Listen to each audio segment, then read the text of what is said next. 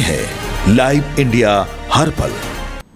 नमस्कार, आप सभी दर्शकों का लाइव इंडिया हर पल में स्वागत है। मैं हूं आपके साथ पूजा दुबे और बात करेंगे मोदी सरकार का संविधान संशोधन बिल 2026 का। बता दें, मोदी सरकार का संविधान 131वां संशोधन बिल 2026 यह महिला आरक्षण कानून 2023 में बदलाव से जुड़ा था। शुक्रवार को यानी कि 17 अप्रैल को शाम लोकसभा में पास नहीं हो पाया। इस बिल को पास करने के लिए ज़रूरी 2/3 बहुमत नहीं मिल सका। बता दें, खास बात यह है कि 2014 में मोदी सरकार के आने के बाद पहली बार कोई सरकारी बिल लोकसभा में फेल हुआ है। इस बिल के पक्ष में 298 वोट पड़े, जबकि 230 सांसदों ने विरोध में वोट किया, यानी कि कुल 528 सदस्यों ने मतदान किया। लेकिन बिल पास होने के लिए 352 वोट यानी कि 2/3 बहुमत ज़रूरी था। इस तरह यह बिल 54 वोट से पीछे रह गया और पास नहीं हो सका।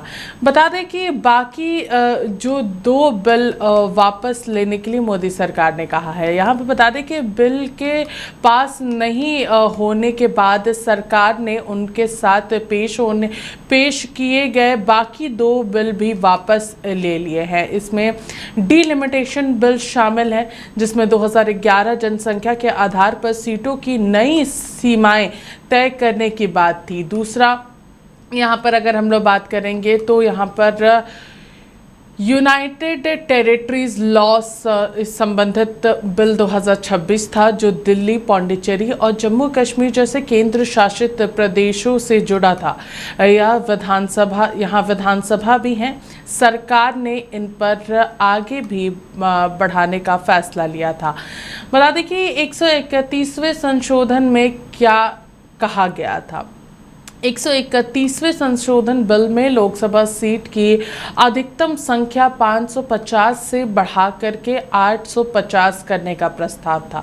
साथ ही इसमें यह भी कहा गया था कि 2023 में महिला आरक्षण कानून यानी नारी शक्ति वंदन अधिनियम को लागू करने के लिए अगली जनगणना का इंतजार ज़रूरी नहीं होगा, बल्कि इसे उससे अलग करके जल्द लागू किया जा सकेगा।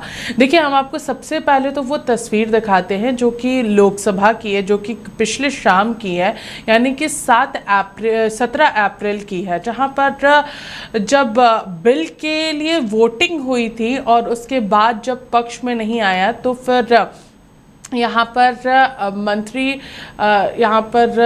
रिजिजू जो है, उन्होंने साफ तौर पर बाकी दोनों बिलों को वापस लेने की अपील की थी।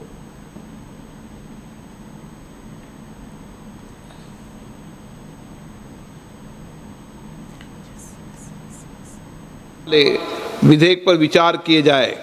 शुद्धि के अद्यतन मत विभाजन इस प्रकार है: हाँ 298 298, ना 230 230।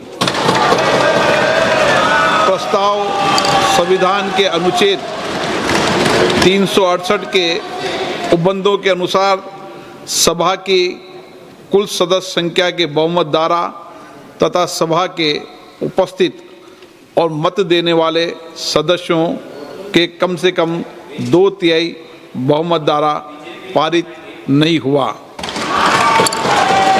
अब इस संविधान संशोधन पर विधेयक पर आगे की कार्रवाई करना संभव नहीं है।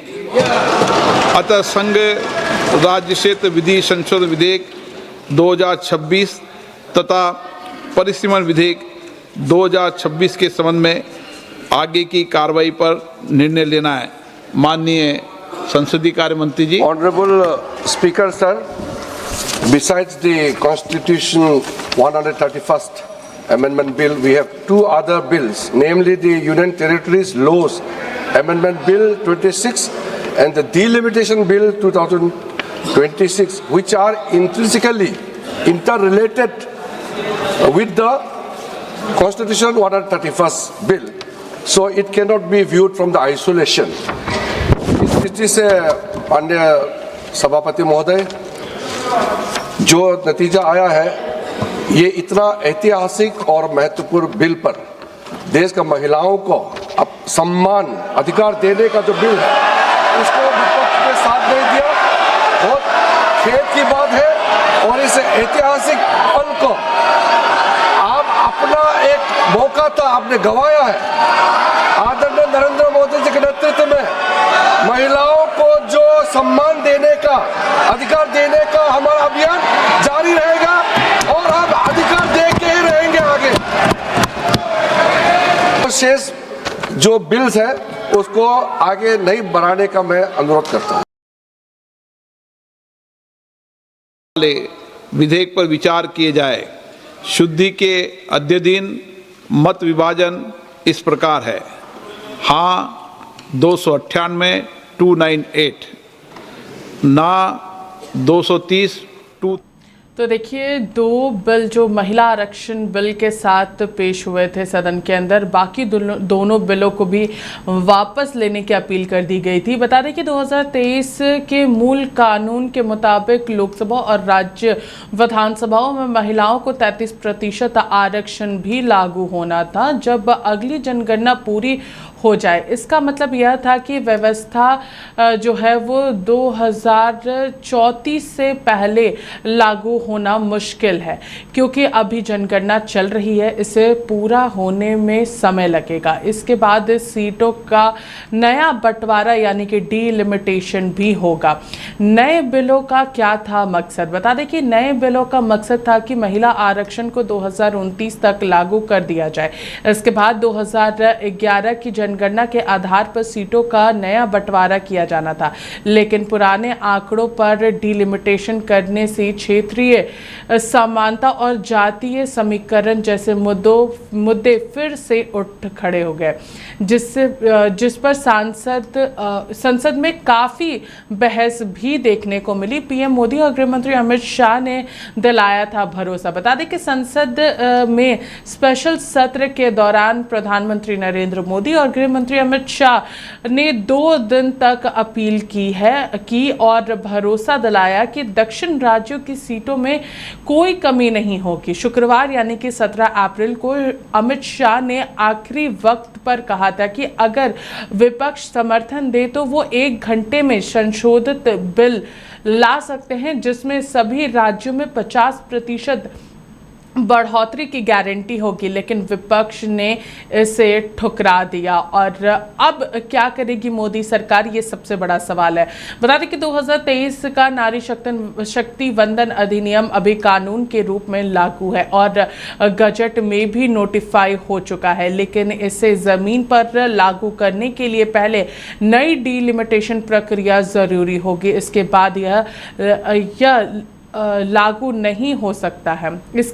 बता दें कि इसके बिना यह लागू नहीं हो सकता है। अगर सरकार इसे जल्द लागू करना चाहती है तो इसे नए विकल्पों के साथ फिर से संसद आना होगा। ऐसे फिलहाल 543 सीटों में से 1/3 सीटें महिलाओं के लिए आरक्षित करने का प्रस्ताव ला सकती है। इस मुद्दे पर शनिवार यानी कि आज 18 अप्रैल को कैबिनेट की बैठक भी तय की गई है, जहां आगे की रणनीति पर फैसला किया जाएगा। देखिए, इसको लेकर के आज भी संसद के बाहर सभी नेताओं के बयान सामने आने लगे हैं, जो महिला आरक्षण बिल लोकसभा में गिरा है उसको लेकर।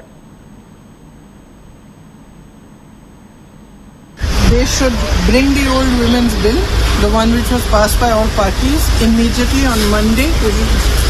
Whole parliament on Monday, bring the bill and let's see who's anti-women. We will all vote and support it. देखिए,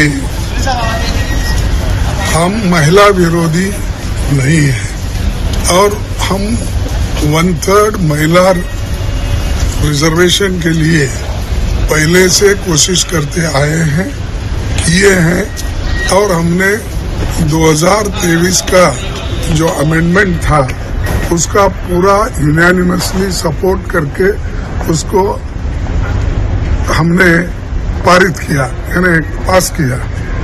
लेकिन उसके आज आड़ में दूसरा अमेंडमेंट लाकर उसमें उन्होंने डिलिमिटेशन का क्लॉज डालकर और ये महिला आरक्षण का और डिलिमिटेशन को एक जगह कर दिया।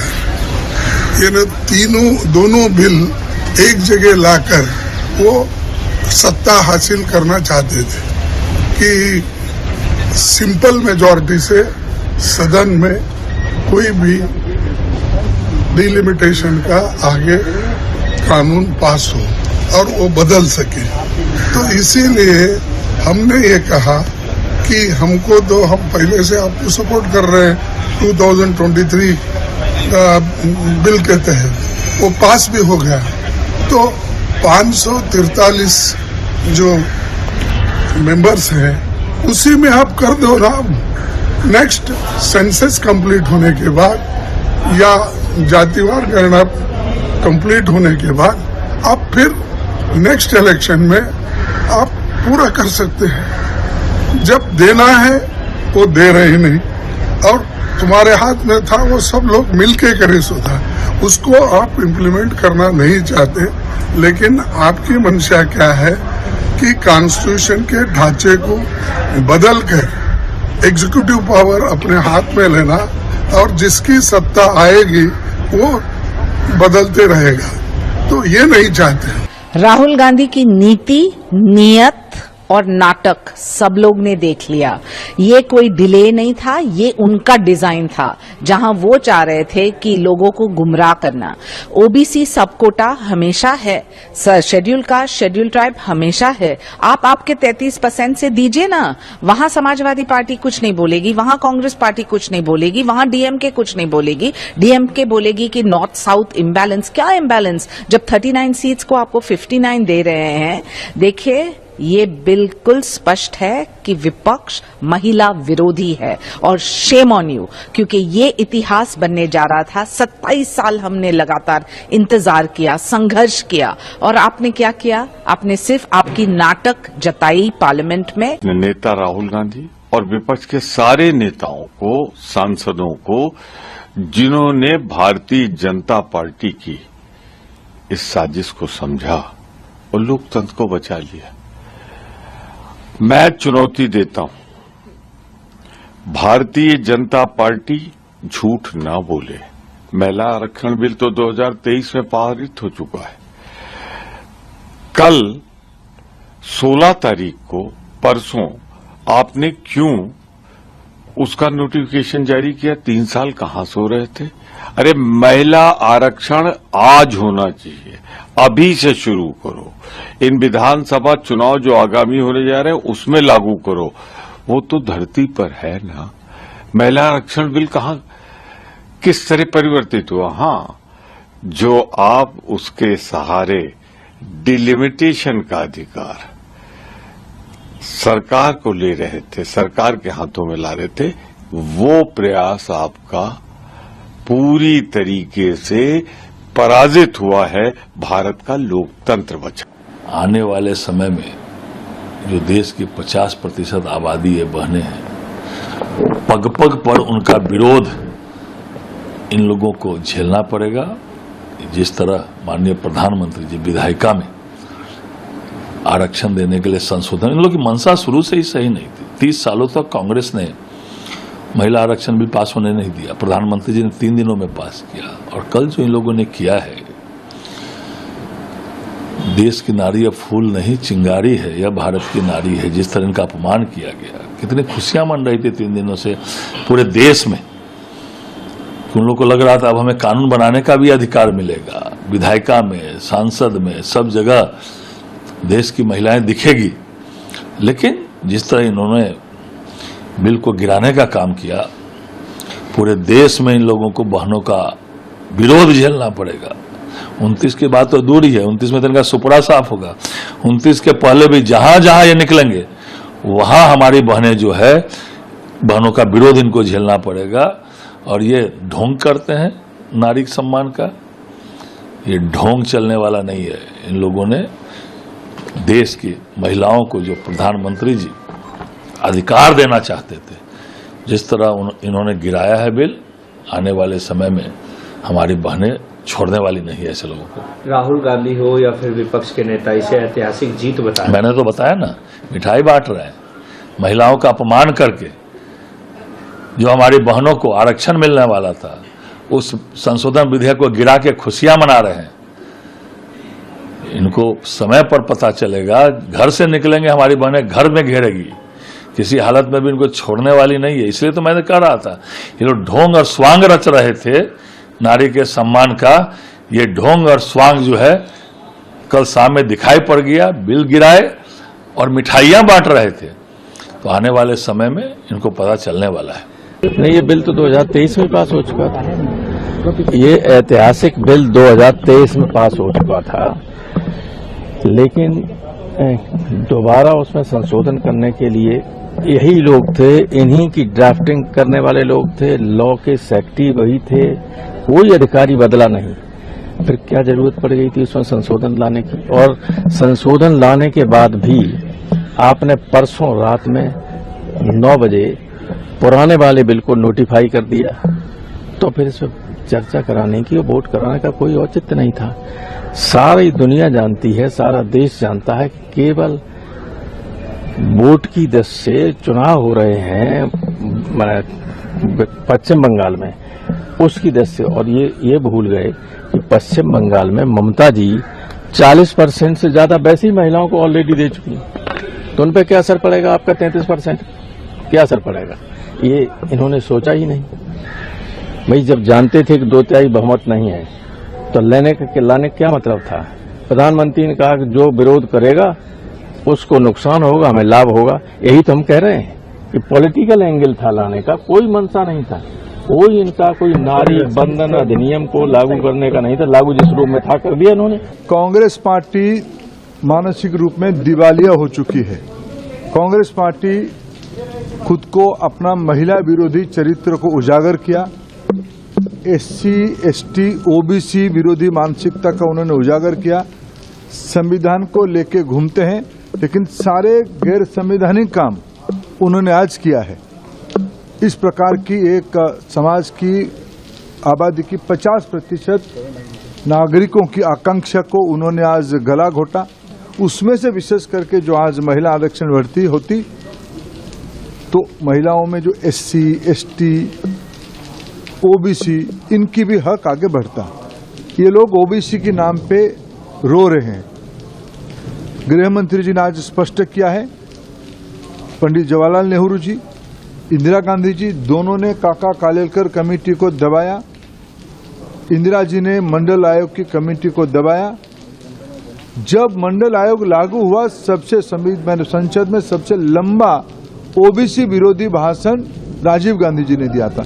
ये लोग OBC की हितैषी के नाम पे घड़ियाली आंसू बहा रहे हैं। ये लोग देश की आकांक्षा को, देश की महिलाओं की अपेक्षा को समझने वाले लोग नहीं है।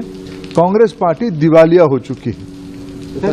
ये आगे क्या रणनीति होगी, क्योंकि हम देख रहे हैं कि बीजेपी के पहला साल तो दर्शन भी किया। हम देश की जनता के पास जाएंगे।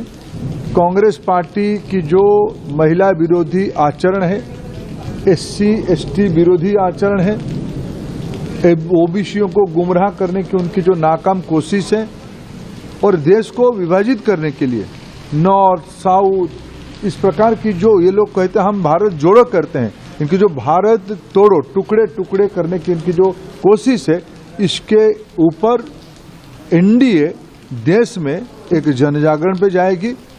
देश की नागरिक हमारे साथ रहेंगे, हमारी पूरा विश्वास है। आखिरी सवाल सर कि जिस तरह से कांग्रेस पार्टी और तमाम विपक्ष के लोग ये कह रहे हैं कि देखिए हमने महिला रिजर्वेशन को बुलडोज नहीं किया है, बल्कि जो डिलिमिटेशन का मसला था उसके मसले किस चीज की डिलिमिटेशन को उन्होंने डिमोलिश किया? उन्होंने प्रश्न उठाया कि 50% आप कह रहे हो, लिखित कहाँ जाओ? गृह मंत्री जी ने कहा कि आप 1 घंटा स्थगित करो, मैं संशोधन प्रस्ताव लेके आ रहा हूँ।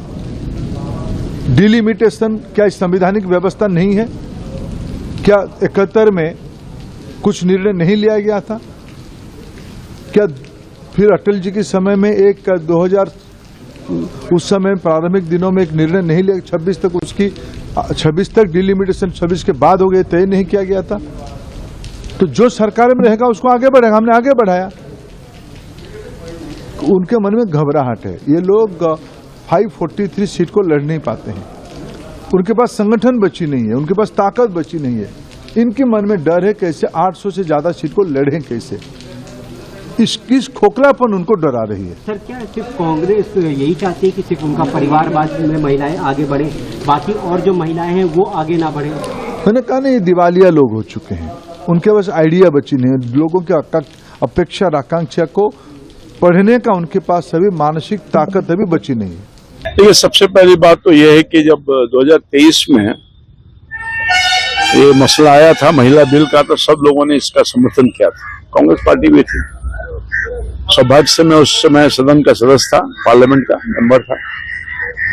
और आज ठीक जब महिला बिल आया, उसको इम्प्लीमेंट करने की बारी आ रही है, सरकार उसके लिए प्रयास कर रही है, तो जनता के सामने वादा हुआ था और उसका विरोध वही लोग कर रहे हैं जो सपोर्ट किया था। कांग्रेस पार्टी मुख्य रूप से इसमें भूमिका अदा कर रही है। तो मैं समझता हूं कि महिला का हक छीनना तो कांग्रेस पार्टी को महंगा पड़ेगा और विरोधियों को महंगा पड़ेगा।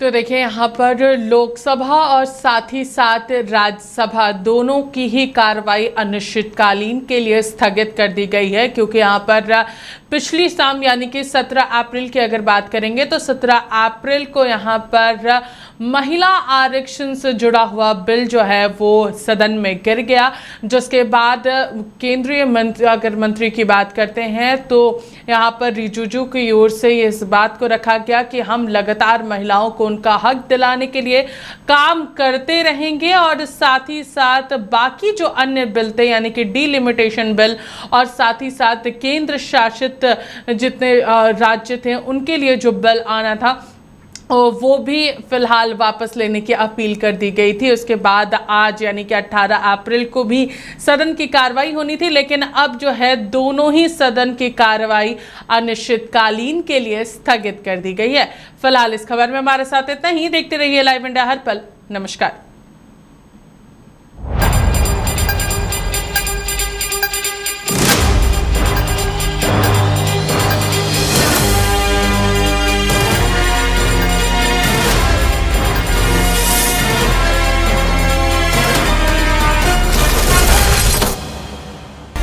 आप देख रहे हैं लाइव इंडिया हर पल।